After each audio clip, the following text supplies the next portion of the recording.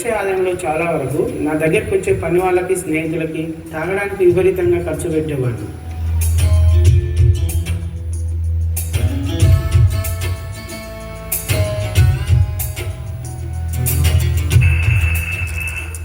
ఉన్నట్టుండి నాకు వచ్చే పనులు తగ్గిపోయి, ఆదాయం తగ్గిపోయి, త్రాగుడు వల్ల అప్పుల పాలయ్యాను.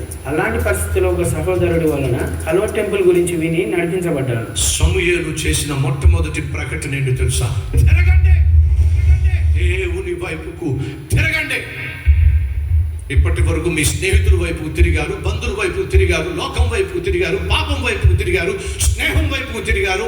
చాలు చాలు. మీ పాపిష్టి తిరుగుళ్ళ వల్ల మీరు ఈరోజు అన్ని పోగొట్టుకొని దిక్కు లేని అనాథలుగా మిగిలిపోయారు.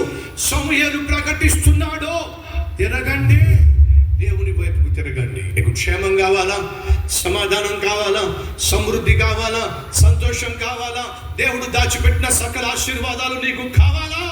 తిరుగు, దేవుని వైపుకు తిరుగు. ఆ రోజు వాక్యం చే తాత్కాలికంగా బలపడ్డాను, కానీ బలంగా నిలబడలేకపోయాను. దేవుని మాట వినకుండా మళ్ళీ పాపంలో పడిపోయాను. మా పెద్దబాబుకు ఒంట్లో బాగాలేక హాస్పిటల్కి తీసుకుని వెళ్ళాము. అక్కడ డాక్టర్లు డిప్తీరియా వ్యాధి అని చెప్పారు.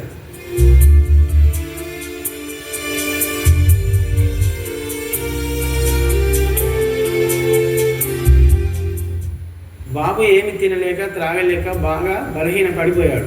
ఆ వ్యాధి వలన బాబు గుండె అందరి వలన కాకుండా నెమ్మదిగా కొట్టుకోవడం మొదలైంది. శ్వాస కూడా తీసుకోవడానికి చాలా ఇబ్బంది పడేవాడు. ఎన్నో హాస్పిటల్ తిరిగాము, కానీ బతకడం చాలా కష్టమని చెప్పారు. పోను బాబు ఆరోగ్యం క్షీణించిపోతూ ఉంటే తల్లిదండ్రులుగా మేము చూసి తట్టుకోలేకపోయాము.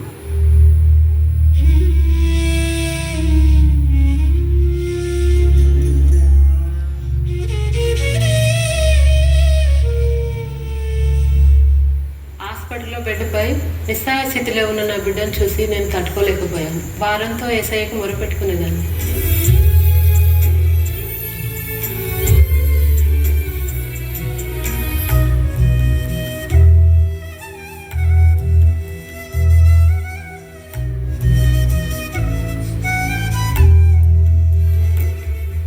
అప్పుడే నేను నిర్ణయించుకున్నాను, నా పాప భారం నా బిడ్డపై పడకుండా కాపాడమని ఆ ప్రభువుకి ప్రార్థించాను. కల్వర్ టెంపుల్ పేర్ టవర్ లో ప్రార్థనా పరులకు ఫోన్ చేసి ప్రార్థన సహాయం అడిగాను. ఒక వైద్యుడి సలహాతో ఒక ప్రైవేట్ హాస్పిటల్లో నా బిడ్డకి వైద్యం చేస్తానని అన్నారు. ట్రీట్మెంట్ లో బాబుకి ఆహారము ఒక ట్యూబ్ ద్వారా అందించేవారు. ప్రాణాపాయ పరిస్థితి తప్పింది, కానీ డబ్బుతో కూడుకున్న వైద్యం కావడం వలన, మా వద్ద అంత డబ్బు లేకపోవడం వలన ట్యూబ్ పెట్టిన బాబుని ఇంటికి తీసుకువెళ్ళి మీరే జాగ్రత్తగా చూసుకోమని అన్నారు. అలా ఉన్న బాబుని తీసుకొని కల్వర్ టెంపుల్లో జరిగే శుక్రవారము దేవునితో ఒక రాత్రి ప్రార్థనలో పాల్గొని విశ్వాసంతో ప్రార్థన చేసుకున్నాము. ఆ మరుసటి రోజు లేమిలో కూడా కల్వరి స్వరం బలపరచాలని ఆశపడి నశించిపోతున్న అనేక లక్షల మందికి సువార్త అందించాలని ఆశపడి ఒక టీవీ కార్యక్రమం బలపరిచి వెళ్ళాము.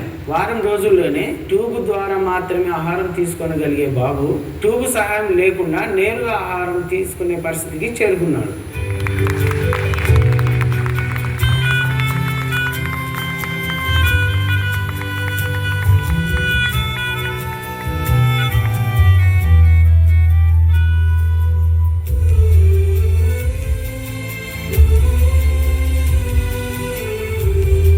దేవుడు అద్భుతంగా మరణం నుండి నా బిడ్డను కాపాడి మాకు అందించాడు. తర్వాత నా కుమారుడు కూడా కల్వరి స్వరం ద్వారా సువార్తను అందించాలని కోరాడు.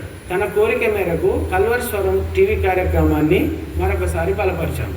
నేను కూడా నా పాపాలను వదిలేసి పరిశుద్ధంగా జీవిస్తున్నాను. దేవుడు నా వ్యాపారాన్ని కూడా అభివృద్ధి పరుస్తూ దీవిస్తున్నాడు. ప్రతి నెల మా సంపాదనలో కొంత డబ్బు దాచిపెడుతూ ఆ డబ్బుతో నిరంతరం కల్వరి స్వరం బలపరచాలని తీర్మానం తీసుకున్నాము. మందిర నిర్మాణం కొరకు నా వంతు బాధ్యతగా కానుక ఇవ్వాలని తీర్మానం తీసుకున్నాను. ప్రతి నెల మా సంపాదనలో దేవునికి చెందవలసిన దశమభాగాన్ని దేవునికి ఇస్తున్నాము. మా కుటుంబం అంతా ఉదయం సాయంత్రం టీవీలో వచ్చే కల్వరి స్వరం కార్యక్రమాలను తప్పక చూస్తూ ఆత్మీయంగా బలపడుతూ దేవునికి ప్రార్థన చేస్తూ శాంతి సమాధానం కలిగి జీవిస్తున్నాము. నశించిపోతున్న నన్ను ఆత్మీయంగా నిలబెట్టిన దైవజనునికి మా కృతజ్ఞతలు. నా బిడ్డ ప్రాణాలు కాపాడిన యేసయ్యకి మహిమ కలుగును గాక.